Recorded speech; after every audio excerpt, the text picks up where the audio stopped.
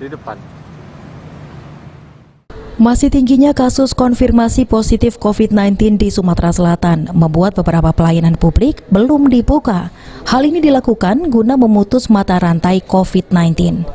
Seperti yang dilakukan PT KAI Divre 3 Palembang yang sebelumnya melakukan penghentian sementara 5 perjalanan kereta api jarak jauh sejak 1 April 2020 lalu dan telah diperpanjang hingga akhir Juni mendatang. Hal tersebut diungkapkan manajer Humas PT KAI Divre 3 Palembang, Aida Suryanti. Dirinya menambahkan sebanyak 5 kereta api jarak jauh yang dihentikan, antara lain kereta api Prabu Jaya, Limex Sriwijaya, Sindang Marga, Serelo, dan Raja Basa.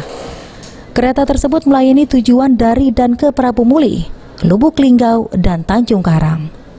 Ya betul ya, untuk penumpang jarak jauh relasi Kertapati Lubuk Linggau dan Kertapati Tanjung Karang, pembatalan stop operasinya diperpanjang sampai akhir bulan Juni.